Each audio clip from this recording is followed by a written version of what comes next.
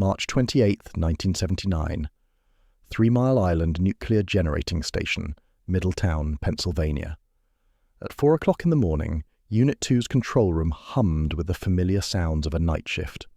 Cooling pumps cycling, chart recorders scratching across paper, fluorescent lights casting their steady glow across hundreds of instrument panels. The reactor had been operating at 97% power. Normal, expected. By 4 minutes past 4, that normality had shattered. A turbine trip cascaded through the plant's systems. Automatic safety protocols engaged. Operators expected the emergency feedwater pumps to activate. Standard procedure, rehearsed countless times. But 2 valves, closed for maintenance 2 days earlier, remained closed. No water reached the steam generators. The reactor's cooling loop began to fail. Within minutes, temperatures climbed, pressures spiked, and in the confusion of alarms and contradictory readings, operators would make decisions based on instruments that lied. This is the documented story of how 45 seconds of equipment failure triggered 13 hours of crisis. The maintenance log for March 26, 1979, showed a routine entry. Valves 12 Alpha and 12 Bravo on the emergency feedwater system had been closed for testing. Standard procedure. The valves should have been reopened immediately. They were not. For 42 hours they remained shut, 2 small metal gates standing between the reactor and its backup cooling supply. At 4 o'clock and 36 seconds on the morning of March 28th, a water pump failed in the plant's condensate system. The failure was minor, mechanical, the kind of hiccup that happens in complex industrial facilities. But in a pressurized water reactor, every component connects to every other. The pump failure interrupted feedwater flow to the steam generators.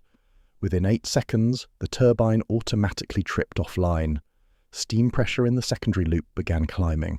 At 4 o'clock and 1 minute, the reactor's control rods dropped into the core, achieving automatic shutdown, a scram in nuclear operator terminology. The uranium fuel stopped fissioning. But even shut down, the reactor core generated heat. Decay heat from radioactive isotopes, roughly 6% of full power in the first moments, enough to melt fuel if cooling failed.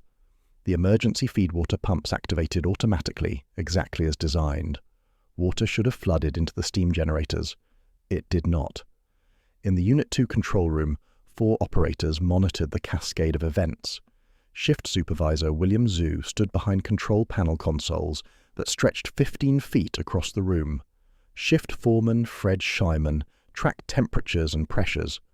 Control room operators Craig Faust and Edward Frederick worked the switches and watched the indicators.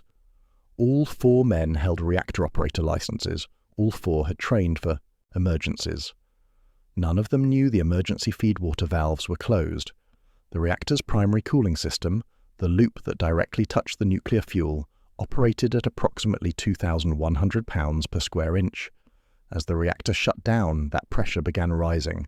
No place for the thermal energy to go with the steam generators not receiving water. At 4 o'clock and 1 minute and 30 seconds, a pressure relief valve atop the pressurizer vessel opened automatically. Design pressure, 2,355 pounds per square inch. The valve opened at 2,360 pounds per square inch, exactly as specified.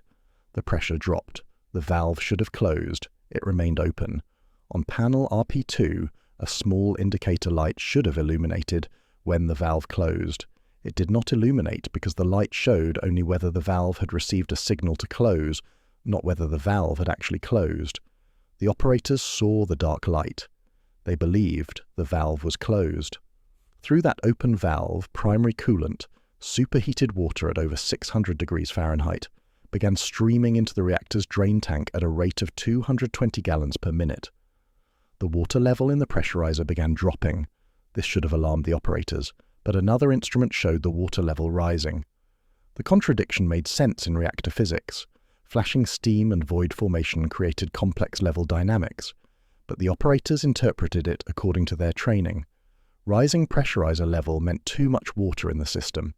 At 4 o'clock and 6 minutes, with primary system pressure falling and coolant draining away, Frederick shut down one of the 4 primary cooling pumps.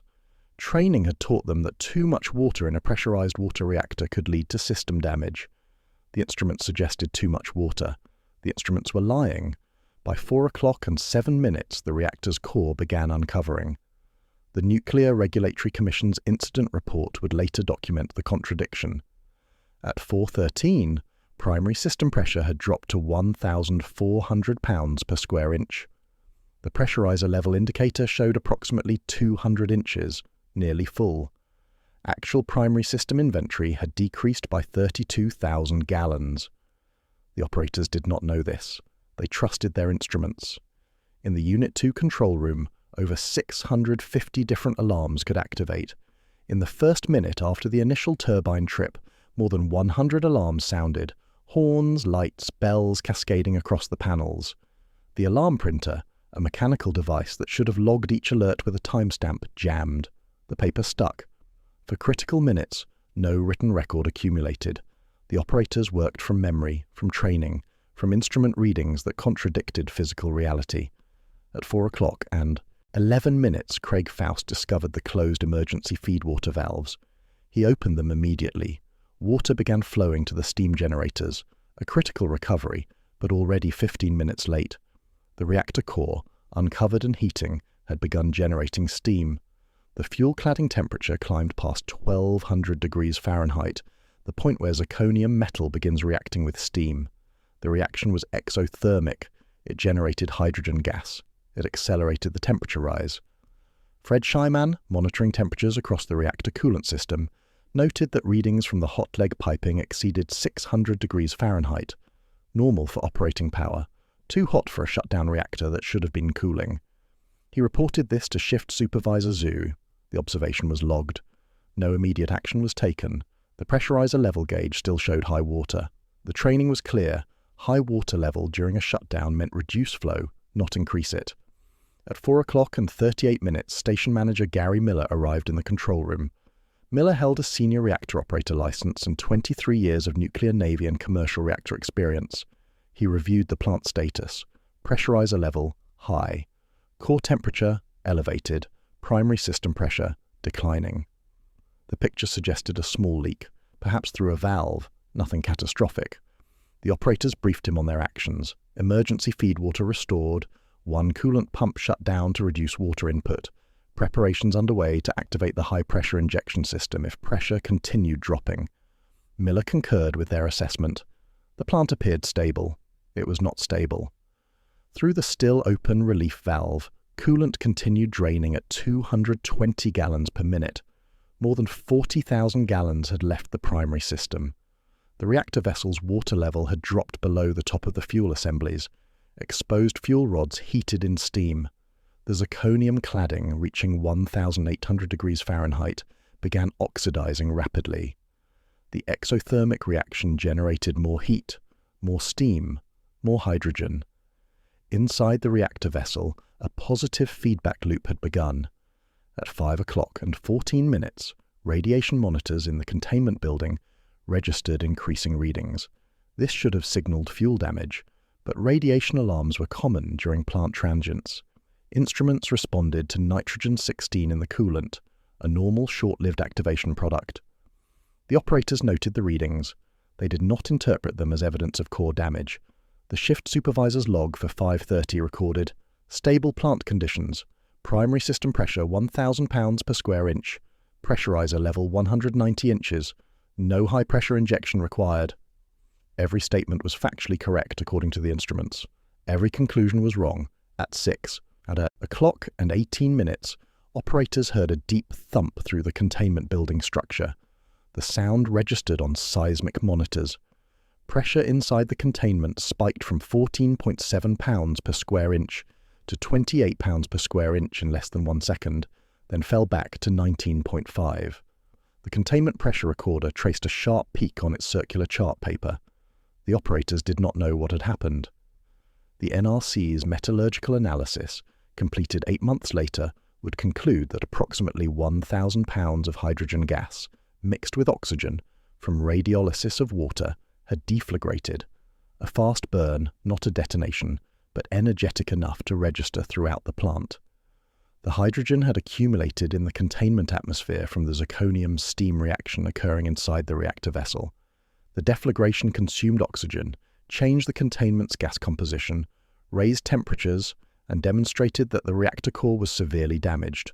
None of this was understood at the time. Station management began arriving.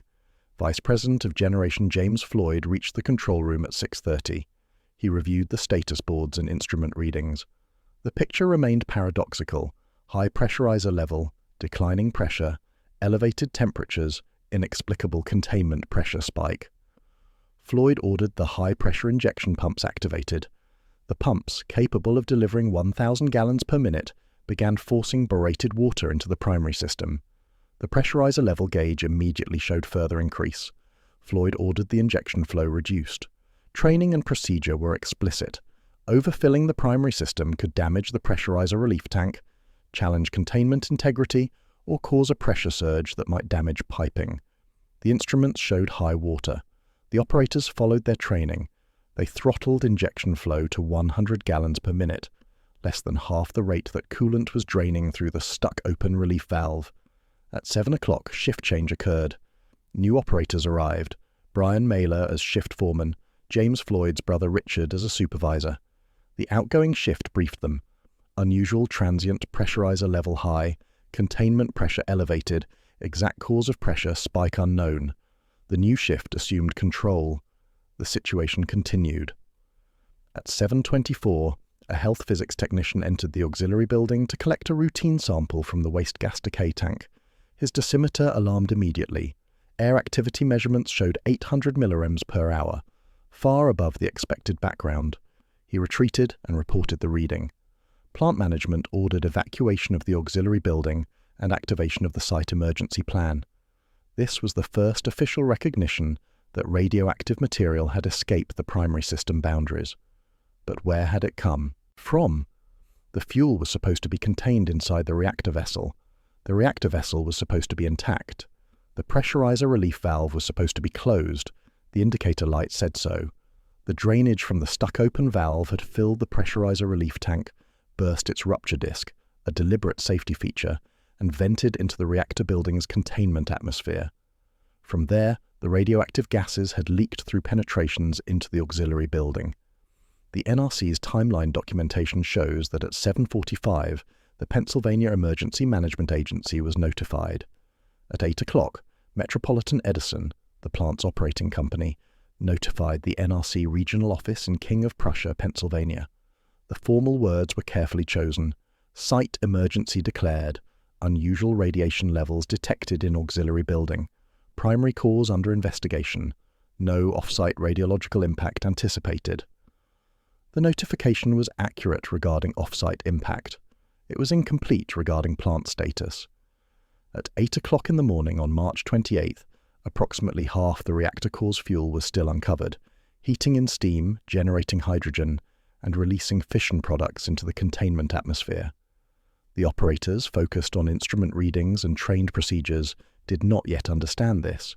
The high-pressure injection pumps continued running at 100 gallons per minute.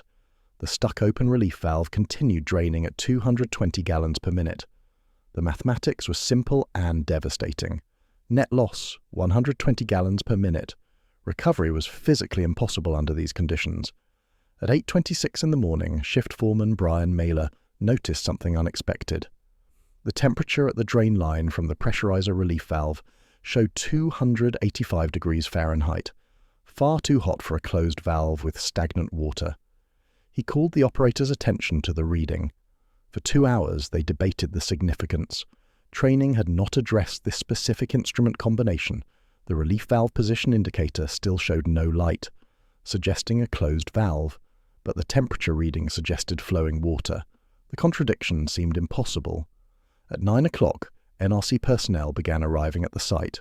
Director of Site Operations for Region 1, Charles Galena, entered the control room with 2 inspectors. They requested a status briefing. Station Manager Gary Miller explained the sequence: turbine trip, reactor scram, emergency feed water interruption, pressurizer level anomalies, high radiation in the auxiliary building. Galena asked about the open relief valve. Miller stated that according to instruments, the valve had closed. Galena pressed: had anyone verified this physically? No one had. The valve was inside the containment building. With high radiation levels, personnel could not enter. At 10:30, with the core still partially uncovered and temperatures exceeding 2,000 degrees Fahrenheit, a radiation monitor at the edge of the plant property registered 1 millirem per hour, barely above natural background, but elevated. The reading triggered additional off-site monitoring. Pennsylvania Department of Environmental Resources teams deployed to locations within a 5-mile radius. They found nothing significant. Noble gases, radioactive xenon and krypton, had escaped through the auxiliary building ventilation, but the quantities were small. The containment building, despite its elevated pressure and the hydrogen deflagration, was holding. Inside the reactor vessel, the situation was reaching a critical threshold. Fuel rods exposed to steam had heated above 2,300 degrees Fahrenheit. At this temperature, zirconium cladding loses structural strength. Individual fuel rods began sagging, bending, partially collapsing. The core geometry, designed for precise spacing to allow coolant flow, was changing. Dense clumps of damaged fuel were forming, creating local hotspots that exceeded 3,000 degrees Fahrenheit. The uranium dioxide fuel pellets inside the most damaged rods began melting. Molten core material pooled at the bottom of the fuel assemblies. No instrument measured this directly. The operators saw only secondary effects: pressurizer level continuing to show high, primary system pressure continuing to decline, radiation readings continuing to climb. At 11 o'clock, workers at stations across the United States that monitored atmospheric radiation detected unusual xenon-133 signatures. The isotope's half-life is 5.2 days, long enough to travel hundreds of miles in the atmosphere. The detection network's data, processed over the next 2 days, would show that by late morning on March 28th, radioactive noble gases from 3 Mile Island were dispersing across Pennsylvania, New York, and southern New England. Total measured release at this point, approximately 10 curies of noble gases. For comparison, the site's annual permitted release limit was 400 curies. The numbers were well within regulatory bounds, but the fact of any measurable off-site release from what should have been a contained incident signaled deeper problems. At 1 in the afternoon, Craig Faust, one of the original operators who had first responded to the turbine trip 9 hours earlier, made a crucial observation. He noted that the temperature reading at the relief valve drain line had remained steady at approximately 280 degrees Fahrenheit for 5 consecutive hours. Not fluctuating, not declining, steady. The only explanation was continuous flow. He shared this with Supervisor Zui. At 1:39 p.m., more than 9 hours after the stuck-open valve had begun draining coolant, William Zhu ordered the block valve, a backup isolation valve upstream of the relief. Valve closed. The drainline temperature immediately began dropping. Primary system pressure, which had been slowly declining for 9 hours, stabilized and began rising. The pressurizer water level gauge, which had shown persistently high readings, began falling toward normal. The valve was closed. The leak had stopped. The reactor coolant system could now be refilled. But 9 hours and 33 minutes of coolant loss and core uncovery had caused damage that would take 14 years and $973 million to clean up. With the block valve closed and high-pressure injection pumps running at full capacity, operators began the process of refilling the reactor coolant system. Primary pressure climbed from 300 pounds per square inch at 1:40 p.m. to 1,000 pounds per square inch by 3 o'clock. The pressurizer level, finally responding to actual system conditions rather than steam void dynamics, dropped to 100 inches, mid-scale on the indicator. Temperature readings from the core exit thermocouples began declining. The immediate crisis appeared to be stabilizing. Then the hydrogen problem became apparent. At 3:15 p.m., operators attempted to restart one of the 4 reactor coolant pumps. The pump motor activated, but within seconds operators heard unusual vibration and saw pressure fluctuations across the pump. They shut it down immediately. They tried a second pump. Same result. A third pump. Vibration. Pressure fluctuations. Immediate shutdown. The 4th pump would not start at all. Engineers reviewing the data recognized the signature. Gas in the coolant loops. During the hours that the core had been uncovered, the zirconium steam reaction had generated an estimated 1,000 to 1,500 pounds of hydrogen. Most of this hydrogen had escaped through the stuck-open relief valve into the containment. but a significant quantity, perhaps 300 to 500 pounds, remained dissolved and suspended in the primary coolant. As the pumps attempted to circulate this gas-laden water, cavitation occurred. The pumps could not function properly. Natural circulation, convective flow driven by temperature differences, became the only cooling mechanism. Natural circulation is slow. It depends on density gradients. With hydrogen gas mixing into the coolant, density gradients weakened. Core cooling became marginal. At 4 o'clock in the afternoon, NRC Commissioner Victor Stello arrived at the site with a team of reactor specialists. They reviewed the core exit thermocouple data. The readings formed a disturbing pattern. Temperatures at the center of the core remained above 600 degrees Fahrenheit, while temperatures at the periphery showed 300 degrees. This suggested a large steam or gas bubble had accumulated at the top of the reactor vessel, displacing coolant and reducing heat transfer. If the bubble grew, it could block natural circulation entirely. The core would heat again, further damage would occur. Stello's team calculated bubble size using pressure-volume relationships and thermocouple data. Their estimate, approximately 1,000 cubic feet of gas, mostly hydrogen, some steam, trapped at the vessel head. The question became, would this bubble shrink, remain stable, or grow? The physics were complex. Hydrogen was not condensable like steam. It had to be either vented or forced back into solution under high pressure. But venting meant releasing radioactive gases into the containment, potentially overwhelming the containment's design capacity. Forcing it into solution required maintaining high primary system pressure and establishing sustained coolant circulation, neither of which was fully achievable with damaged fuel and compromised cooling. The technical debate consumed the rest of the afternoon. Pennsylvania Governor Richard Thornburgh, informed of the situation at 5:30 p.m., authorized evacuation planning for the area within a 10-mile radius. The NRC's public statement, issued at 6 o'clock, described the plant as in a stable condition with adequate core cooling being maintained. Both statements were technically accurate but incomplete. The plant was stable, cooling was being maintained, but stability was precarious and cooling was marginal. At 7 in the evening, Metropolitan Edison issued its own press release. The reactor is being cooled according to design by the steam generators and the decay heat removal system. There is no danger to public health and safety. The statement was precisely worded. The reactor was being cooled. Natural circulation through the steam generators was functioning. The decay heat removal system, an auxiliary cooling loop, could potentially be activated.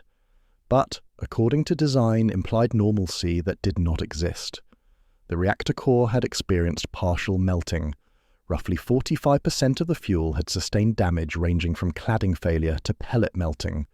Approximately 20 tons of uranium dioxide, in various states of disruption, lay at the bottom of the reactor vessel, and 1,000 cubic feet of hydrogen gas sat trapped at the top of the vessel, limiting cooling and creating ongoing concern about core heat removal.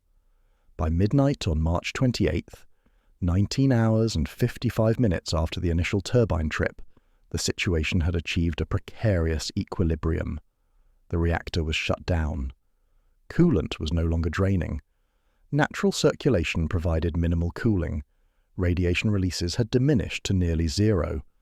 But the hydrogen bubble remained, and with it remained uncertainty about whether 3 Mile Island's crisis had reached its endpoint, or whether the most dangerous phase was still ahead. March 29th began with conflicting assessments. At 6 o'clock in the morning, the NRC's Harold Denton, Director of the Office of Nuclear Reactor Regulation, briefed NRC Chairman Joseph Hendry. Denton's summary: the hydrogen bubble remains. We estimate 1,000 cubic feet. Core temperatures are stable but elevated. Natural circulation appears adequate but cannot be confirmed without pump operation. If the bubble grows or blocks circulation, we could lose core cooling. Hendry asked the critical question: what is the probability of bubble growth? Denton's answer would become famous for its candor. We don't know. We have no prior operational experience with hydrogen accumulation in a reactor vessel. Theory suggests the bubble should gradually dissolve, but dissolution rate depends on pressure, temperature, and circulation, all of which are uncertain in the current configuration. At 8 o'clock, Pennsylvania officials ordered evacuation of pregnant women and preschool children within 5 miles of the plant. The announcement triggered immediate public response. Within 6 hours, more than 144,000 residents evacuated voluntarily from areas within a 15-mile radius. Traffic congestion paralyzed roads. Schools closed. Businesses shuttered. The Harrisburg area, population 230,000, transformed into a partially abandoned zone. The evacuation was precautionary.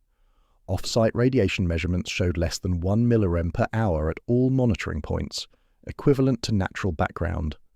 Total population dose from the accident's first 2 days was later calculated at approximately 33 person rem, distributed across 2 million residents within 50 miles. For comparison, the same population receives approximately 260,000 person rem annually from natural background radiation sources. The risk was measurable but minimal. Public perception diverged sharply from measurable risk. Television coverage showed families departing with hastily packed suitcases. Radio broadcast repeated evacuation instructions. Newspaper headlines used words like meltdown, disaster, and catastrophe. The gap between documented radiological impact and perceived threat illustrated a fundamental challenge in nuclear incident communication. The public responds to fear of the invisible and unknown, not to numerical dose estimates. At 9:30 on the morning of March 29th, engineers activated one reactor coolant pump for 22 minutes.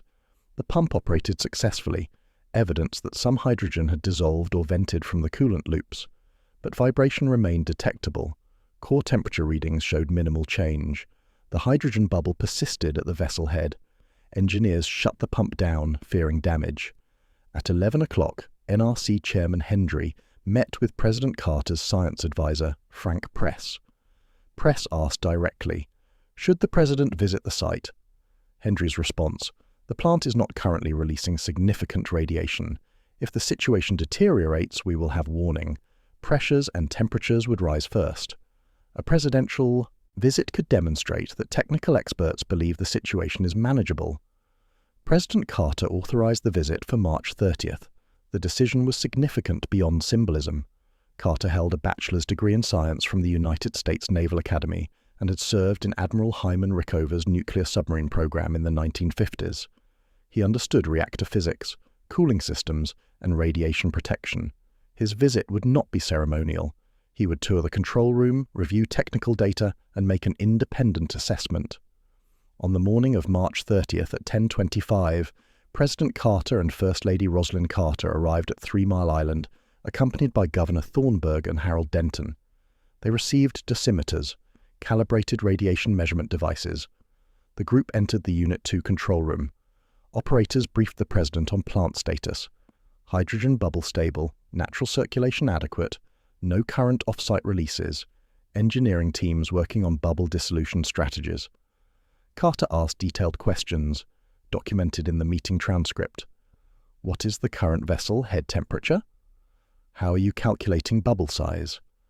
What is your contingency plan if natural circulation fails? The operators and engineers responded with measured data and technical explanations. Carter reviewed instrument readings personally. He examined the pressurizer level indicator that had contributed to operator confusion. He noted the relief valve position indicator that had failed to show the stuck-open condition. The visit lasted 4 hours. Carter's dosimeter recorded approximately 1 millirem of exposure, equivalent to a cross-country airline flight, a chest X-ray, or 3 days of natural background radiation. The measurement was later publicized specifically to demonstrate that a 4-hour visit to the plant posed negligible health risk. The symbolic impact was substantial. Media coverage shifted from evacuation scenes to images of the president inside the reactor facility. Public anxiety, while not eliminated, moderated. Governor Thornburg lifted the evacuation advisory on April 9th. Residents began returning. The hydrogen bubble remained. The technical solution to the hydrogen bubble problem required 3 elements: elevated system pressure to force hydrogen back into solution, sustained natural circulation to transport dissolved hydrogen away from the vessel head, and time for the chemical and physical processes to occur. Engineers raised primary system pressure to 2,300 pounds per square inch, near the system's design limit. At this pressure, hydrogen solubility in water increases significantly. Calculations suggested that if natural circulation could maintain even modest flow velocity, hydrogen would gradually dissolve and be swept into the pressurizer, where it could be vented in controlled amounts. The process was slow. Sample analyses from April 1st showed hydrogen concentration in the coolant at 650 parts per million. April 2nd, 400 parts per million. April 3rd, 280 parts per million. The bubble was shrinking, but dissolution required 6 days to reduce the gas accumulation to levels that would permit safe pump restart. During this period, engineering teams addressed a secondary concern: the containment building atmosphere. The hydrogen deflagration on the morning of March 28th had consumed oxygen and altered gas composition. Containment atmosphere samples taken on March 30th showed oxygen concentration at 5%, well below the normal atmospheric 21%. This complicated decisions about equipment operation inside containment, particularly motor-driven systems that required adequate oxygen for cooling. On April 3rd, engineers initiated containment atmosphere purging, a gradual process of venting contaminated air through filtration systems while replacing it with fresh nitrogen. The operation required careful control. Venting too rapidly might create negative pressure that could challenge containment integrity. Venting too slowly extended the time before personnel could enter containment to assess damage. The purge system processed containment atmosphere at 800 cubic feet per minute through high-efficiency particulate and charcoal filters designed to remove radioactive aerosols and iodine. Radiation monitors downstream of the filters showed minimal activity, evidence that particulate and volatile fission products had largely plated out on internal surfaces or remained trapped in the damaged fuel. On April 7th, 9 days after the initial accident, engineers successfully restarted one reactor coolant pump. It operated smoothly. Core temperatures, which had been stable at 350 to 400 degrees Fahrenheit, dropped to 290 degrees. The second pump was started on April 8th. By April 10th, with 2 pumps running and primary system circulation fully established, the hydrogen bubble had effectively dissolved. Core cooling was no longer marginal, it was adequate and verifiable.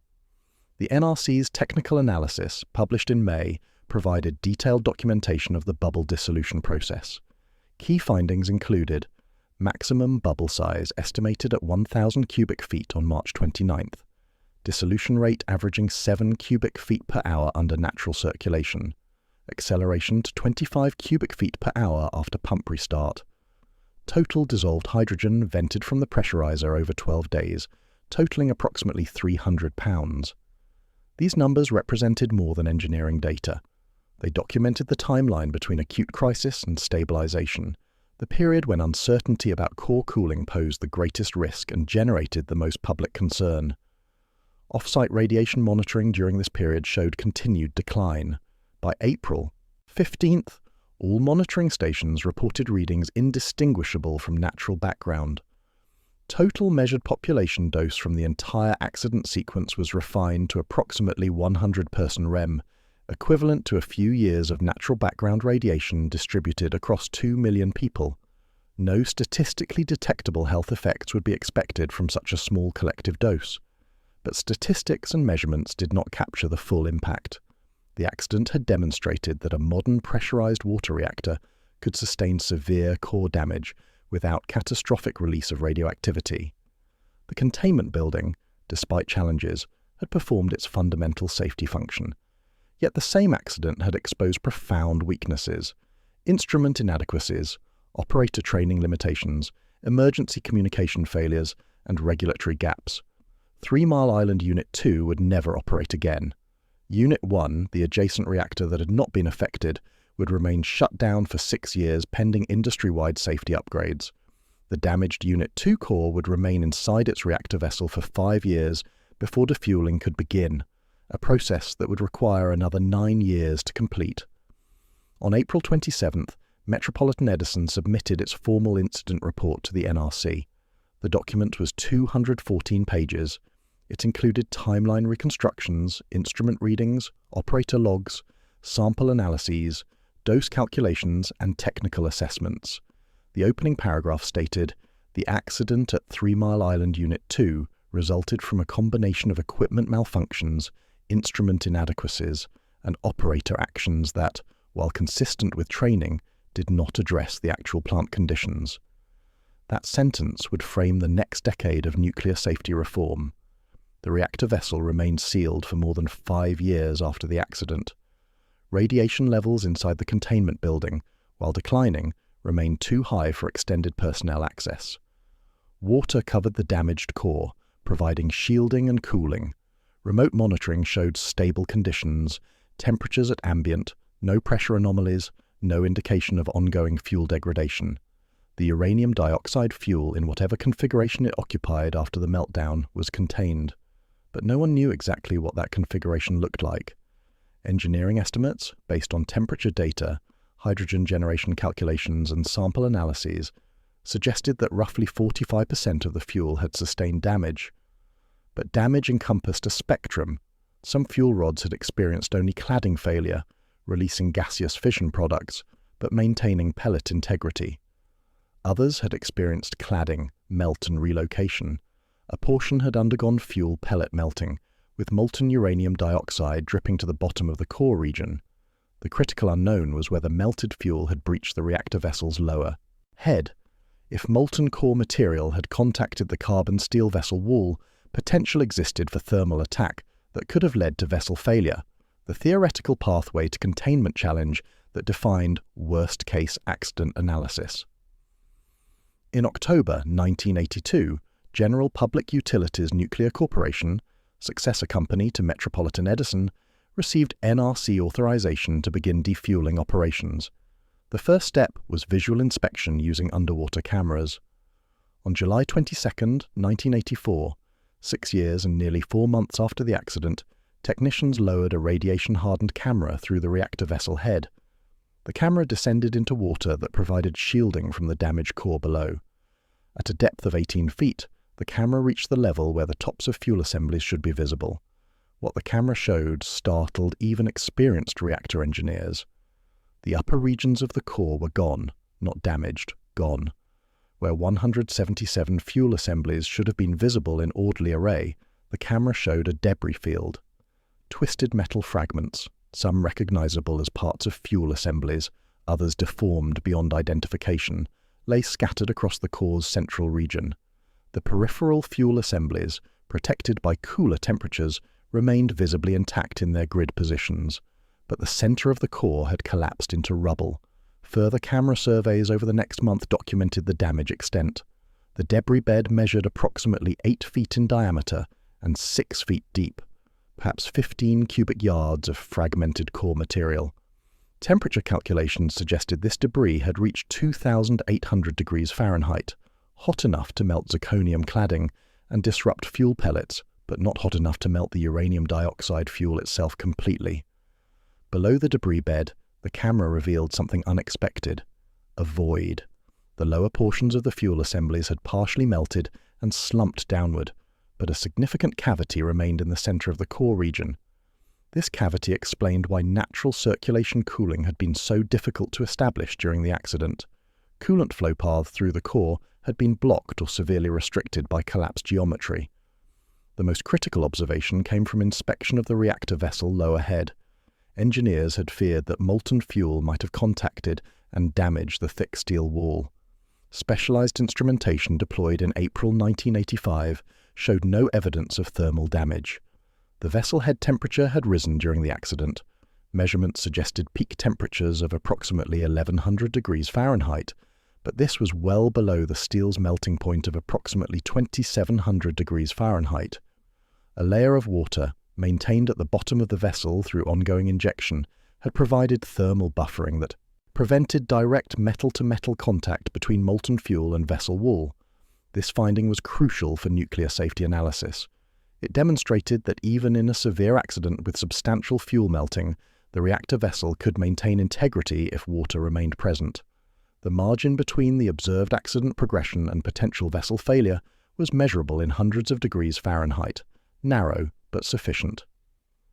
Detailed core sampling began in August 1985. workers using remotely operated tools extracted debris samples for analysis. The samples revealed fuel in various states. Some fragments showed intact uranium dioxide pellets within failed cladding. Others showed a porous, recrystallized structure, indicating that fuel had melted and resolidified. A few samples contained what appeared to be fuel that had mixed with zirconium, forming metallic ceramic composites that would only form at temperatures exceeding 2,500 degrees Fahrenheit. The laboratory analysis of these samples, documented in a 14-volume NRC technical report series published between 1986 and 1993, provided the most detailed characterization ever obtained of fuel behavior during a severe reactor accident. The findings would influence accident analysis methodologies, severe accident research programs, and reactor safety regulations for decades. Defueling, the process of removing all damaged fuel from the reactor vessel, was completed on April 15, 1990, more than 11 years after the accident. Workers packaged approximately 100 tons of damaged core material into steel canisters for transport to Idaho National Laboratory. The empty reactor vessel, its interior surfaces surveyed and documented, stood as a silent testament to both the severity of the accident and the margins that had prevented it from becoming catastrophic. On April 11, 1979, President Carter signed an executive order establishing an independent commission to investigate the 3 Mile Island accident. The commission would be chaired by John G. Kemeny, president of Dartmouth College, and a distinguished mathematician who had worked on the Manhattan Project. The 12-member commission included a labor leader, a public health expert, an attorney, residents of communities near the plant, and nuclear engineers. The commission's mandate was comprehensive: determine the cause of the accident, evaluate the response, assess health effects, examine regulatory performance, and recommend changes to prevent similar events. Over 6 months, the Commission conducted public hearings, interviewed 150 witnesses, reviewed thousands of documents, and commissioned technical studies. The investigation was forensic in detail and broad in scope, examining not just the mechanical sequence of the accident, but the organizational, regulatory, and human factors that had made it possible. The Commission's final report, published on October 30, 1979, ran to 201 pages and arrived at conclusions that fundamentally challenged prevailing assumptions about nuclear safety. The opening section established factual findings. The accident began at approximately 4 o'clock in the morning on March 28, 1979, when pumps supplying water to the steam generators stopped running. This initiated a series of events that culminated in severe damage to the reactor core. The accident was terminated when the block valve downstream of a stuck-open pressure relief valve was finally closed at approximately 1:39 p.m., some 9 hours and 33 minutes after the initiating event. The report then detailed specific equipment failures: the stuck-open relief valve, the closed emergency feedwater valves, the jammed alarm printer, the inadequate pressurizer level instrumentation. But equipment failure, the Commission concluded, was not the fundamental problem. Chapter 4 of the report, titled "The Role of Human Error," presented the core finding. While equipment failures initiated the accident, the fundamental problems were people-related. The operators were inadequately trained to recognize and respond to the conditions that developed. The instruments in the control room provided misleading information. The procedures operators followed were inappropriate for the actual situation, and the organizational culture of both the utility and the regulatory agency contributed to a mindset that valued production over safety. The Commission documented specific examples. Operator training focused on preventing excess water in the reactor coolant system, the traditional concern in pressurized water reactor design.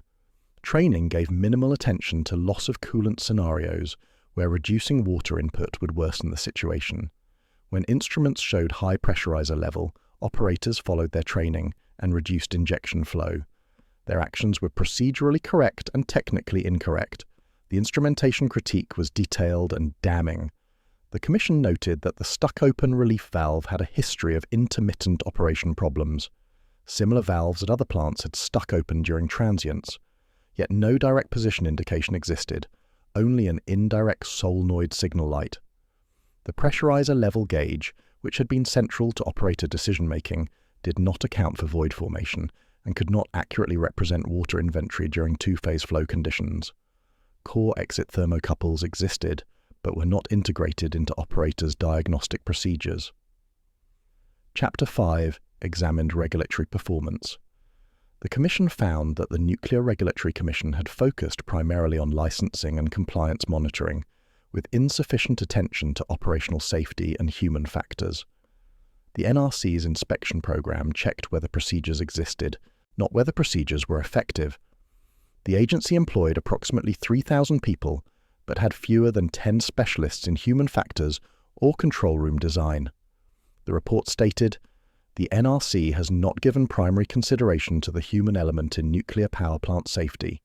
It has been preoccupied with licensing and regulating equipment.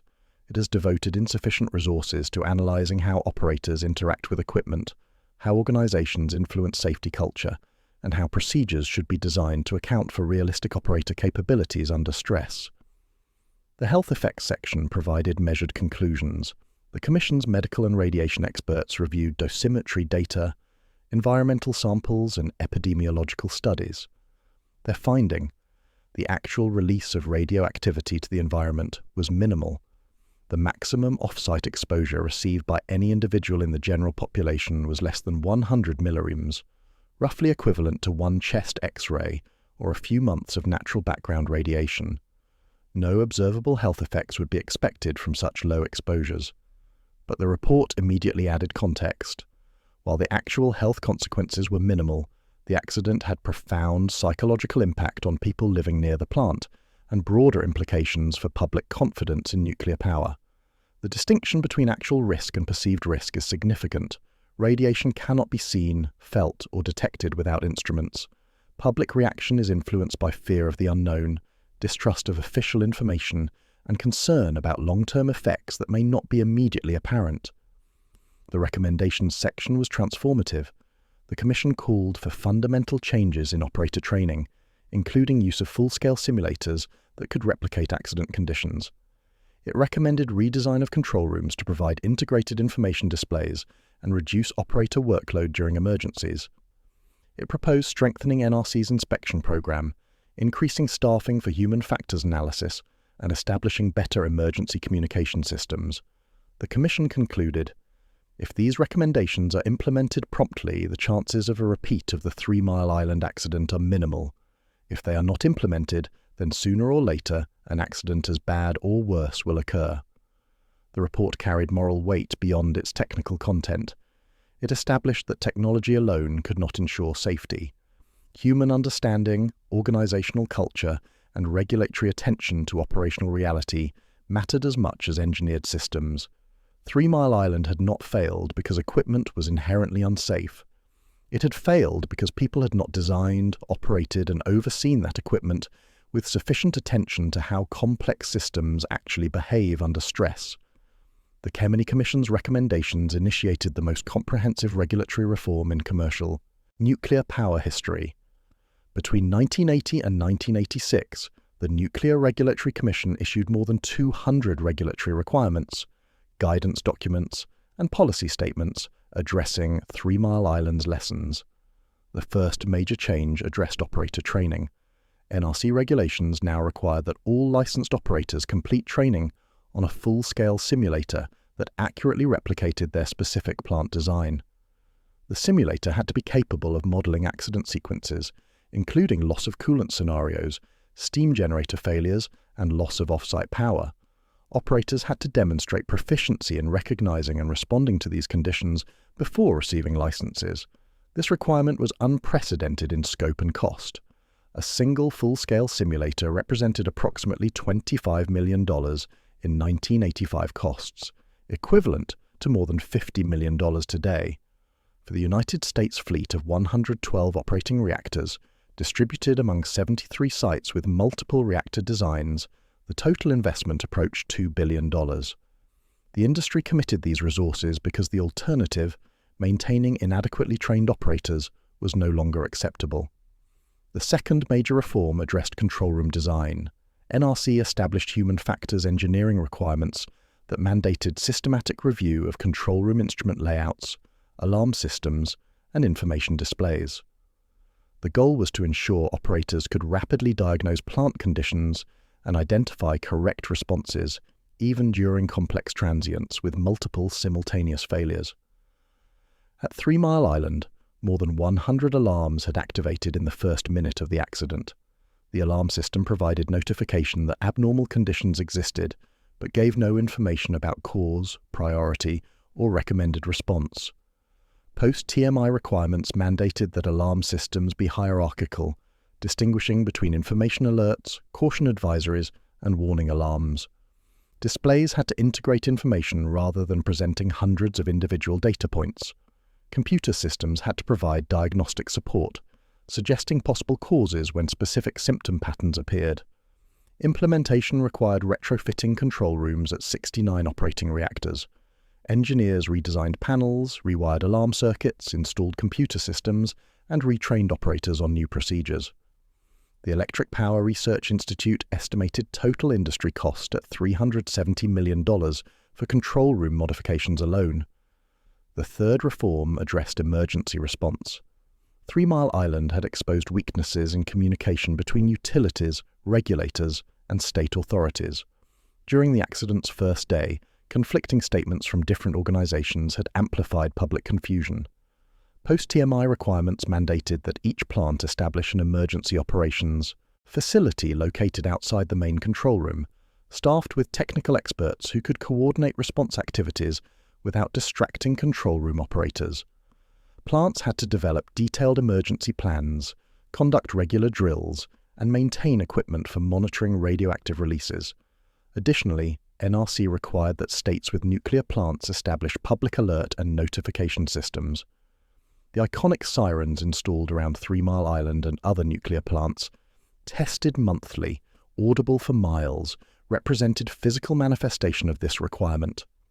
Public notification systems had to be capable of alerting populations within a 10-mile radius within 15 minutes of any decision to recommend protective actions. The fourth major change addressed reactor design itself. While NRC could not economically require wholesale redesign of operating reactors, the agency did mandate installation of specific safety improvements.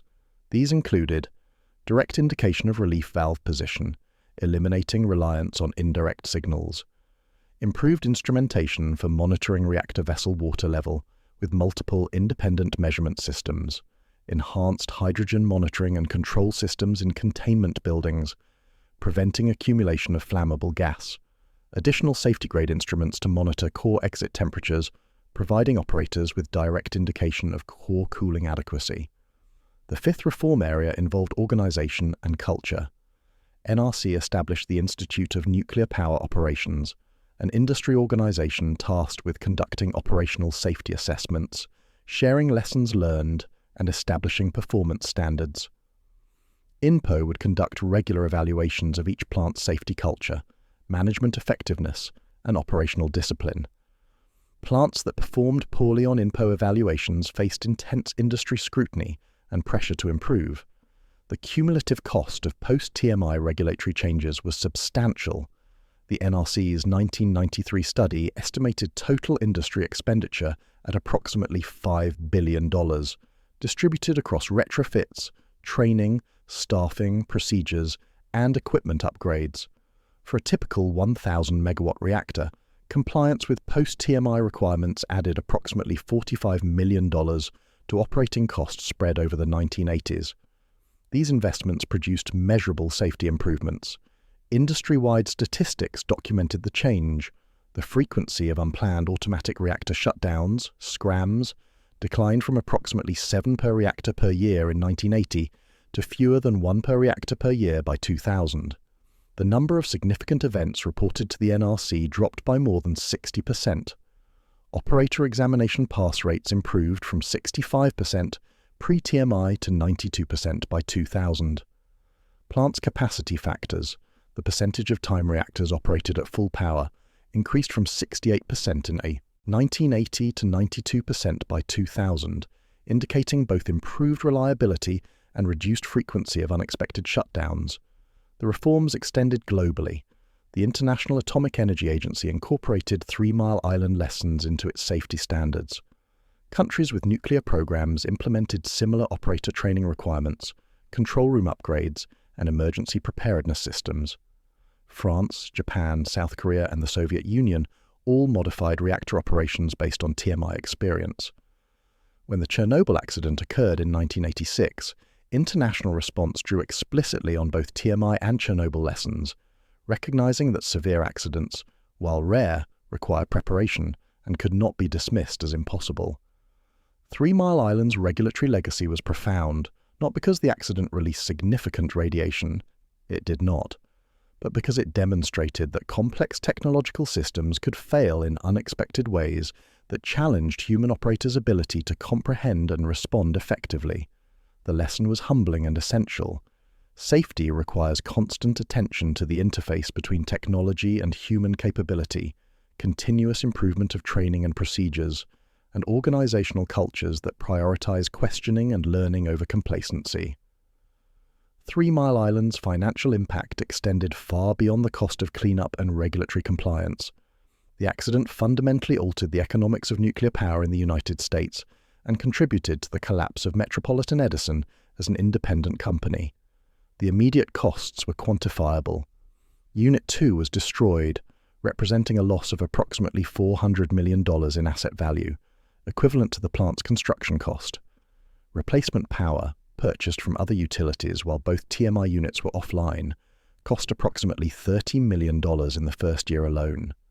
Cleanup and defueling operations, spread over 14 years, totaled $973 million.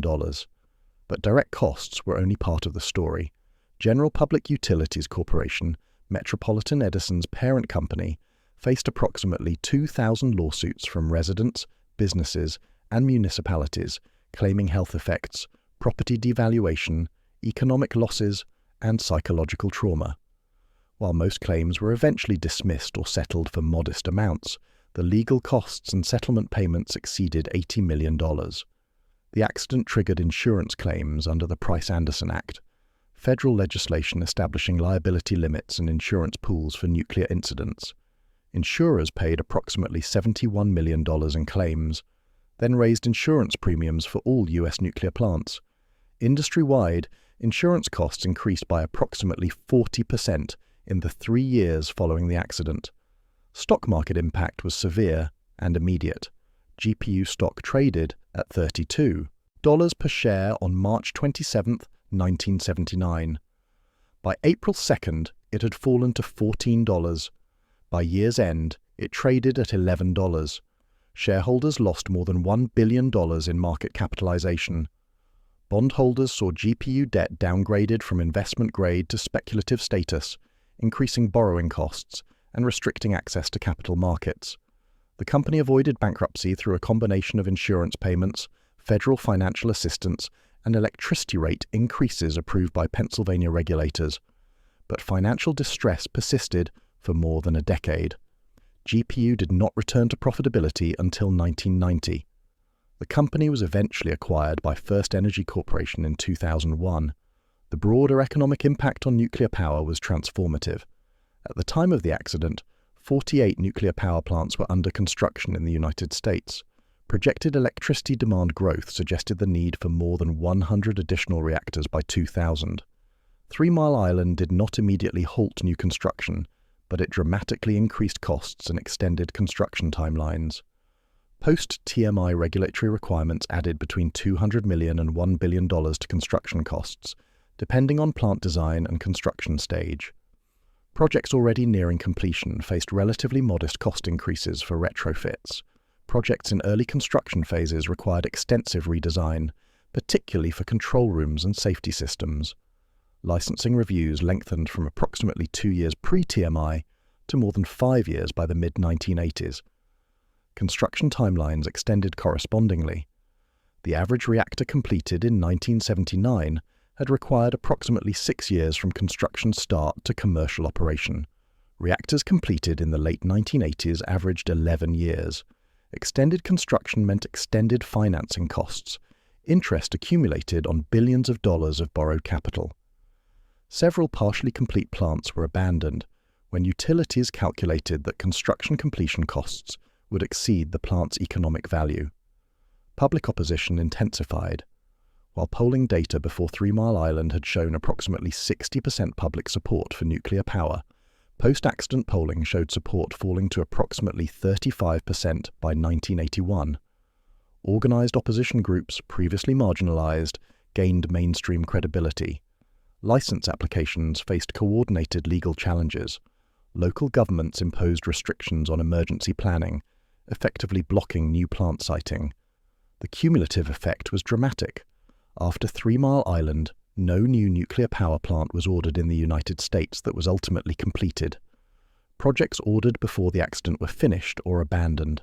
But from April 1979 through 2000, 33 years, not a single new nuclear reactor order resulted in a completed plant. The US nuclear fleet peaked at 112 operating reactors in 1990 and declined gradually thereafter, as older plants were retired without replacement. Internationally, 3 Mile Island's economic impact varied. France, heavily committed to nuclear power for energy independence and already implementing standardized designs with strong safety culture, continued its nuclear program with modifications incorporating TMI lessons.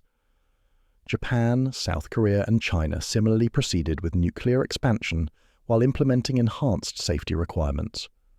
Germany, Italy and Sweden moved toward restricting or phasing out nuclear power, with TMI contributing to policy shifts that were finalized after the Chernobyl accident. The economic consequences illustrated a fundamental challenge for nuclear power.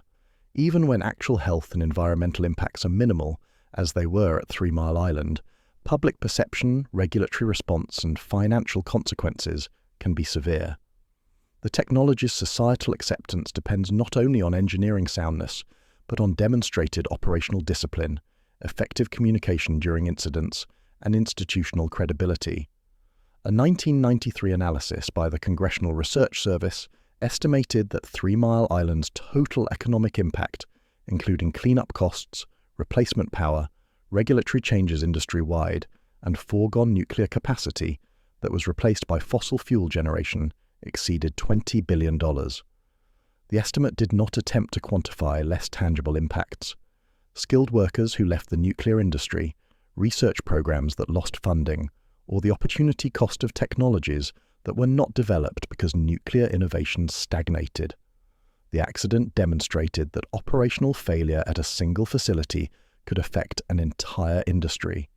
The interconnected nature of technical reputation, regulatory framework, financing mechanisms, and public confidence meant that 3 Mile Island's consequences extended far beyond Unit 2's damaged core to reshape energy policy for decades. The question of long-term health effects from 3 Mile Island became one of the most studied issues in radiation epidemiology. Between 1979 and 2020, more than 30 peer-reviewed studies examined cancer rates, birth defects, infant mortality, and other health outcomes in populations near the plant. The Pennsylvania Department of Health established the 3 Mile Island Public Health Fund in November 1979, supported by a negotiated settlement with general public utilities. The fund financed comprehensive health monitoring of approximately 32,000 residents living within 5 miles of the plant. Medical records, cancer registry data, birth certificates and death certificates were systematically reviewed. Baseline health statistics from the period 1970 through 1978, before the accident, provided comparison data. The first major epidemiological study, published in the American Journal of Public Health in 1984, examined cancer incidence from 1979 through 1982. The study found no statistically significant increase in cancer rates among populations near the plant, compared to matched control populations in other Pennsylvania counties. The authors noted, while some residents received measurable radiation exposure, the levels were sufficiently low that observable health effects would not be expected based on established dose-response relationships. A 1990 study by researchers at the University of North Carolina examined birth defects and infant mortality. The analysis included approximately 15,000 births to mothers living within 10 miles of TMI from 1979 through 1988. The study found no increase in birth defects, low birth weight, or infant mortality compared to the pre-accident period or to control populations elsewhere in Pennsylvania. A 2000 study published in Environmental Health Perspectives examined 20 years of cancer data, 1979 through 1999. The comprehensive analysis included lung cancer, thyroid cancer, leukemia, and childhood cancers, cancer types most sensitive to radiation exposure. The study concluded, "We found no evidence of increased cancer risk associated with proximity to 3 Mile Island. Cancer rates in populations within 5 miles of the plant were not significantly different from rates in control populations after adjusting for demographic factors, smoking prevalence, and socioeconomic variables." These findings were consistent with dosimetry estimates. The NRC's final assessment, based on environmental measurements and pathway analysis, calculated that the average dose to individuals living within 10 miles of TMI was approximately 1 millirem, equivalent to less than 1% of annual natural background radiation. The maximum dose to any individual in the general population was estimated at 80 millirems over the accident's entire duration. Standard radiation protection models, based on studies of atomic bomb survivors, radiation therapy patients, and occupationally exposed workers, predict that 1 rem of dose to a large population produces approximately 4 additional cancer cases per 10,000 persons exposed over a lifetime. Applying this model to TMI, the predicted increase would be less than 1 detectable cancer case distributed across the approximately 2 million people within 50 miles, a risk so small it would be undetectable against the background of approximately 500,000 cancer cases that would occur in this population for reasons unrelated to radiation. But statistical findings did not eliminate individual concern. Residents reported heightened anxiety about health risks that persisted for years. A 1986 psychological study documented elevated stress symptoms, sleep disturbances, and persistent worry about radiation exposure among people who lived near the plant during the accident. These psychological impacts, while not physical illness, represented real health effects. Environmental monitoring continued for decades. The Pennsylvania Department of Environmental Resources maintained more than 40 permanent radiation monitoring stations within a 50-mile radius of TMI. Soil samples, water samples, milk samples, and vegetation samples were collected quarterly and analyzed for radioactive isotopes. The monitoring program's quarterly reports, published continuously from 1979 through 2010, documented declining levels of cesium-137 and strontium-90, isotopes from the accident, as radioactive decay and environmental dispersion gradually reduced residual contamination to undetectable levels. By 2005, environmental sampling could no longer distinguish TMI-related contamination from global background radiation originating from decades of atmospheric nuclear weapons testing in the 1950s and 60s. The accident's radiological signature had effectively disappeared from the environment. The cleanup of Unit 2 itself constituted a long-term monitoring and remediation project, unprecedented in the nuclear industry. After defueling was completed in 1990, approximately 200 tons of radioactive materials remained inside the reactor building, primarily contamination on surfaces and in systems. Workers decontaminated accessible areas using chemical solutions, abrasive cleaning, and selective component removal. Areas too contaminated for economic cleanup were sealed with protective coatings. In 1993, GPU placed Unit 2 in monitored storage, a configuration where the reactor building remains sealed, residual radioactive materials are left in place, and periodic inspections verify that no releases are occurring. The plan calls for maintaining monitored storage until approximately 2030, when Unit 1 is scheduled for decommissioning. At that point, both units will be dismantled together, reducing overall cost and worker dose. The long-term monitoring program established for 3 Mile Island became a model for incident response elsewhere. When the Fukushima accident occurred in Japan in 2011, Japanese authorities implemented comprehensive health monitoring programs modeled partly on TMI precedents. The recognition that demonstrating safety requires decades of systematic data collection and transparent communication of findings reflected lessons learned from 3 Mile Island's experience. 3 Mile Island's physical footprint remains modest. Unit 1 operated successfully from 1985, after 6 years of shutdown for post-TMI safety upgrades, until September 19, 2019, when its owner, Exelon Corporation, permanently shut it down for economic reasons. The cooling towers, concrete containment domes and turbine buildings still stand on the island in the Susquehanna River, visible from Pennsylvania Route 441.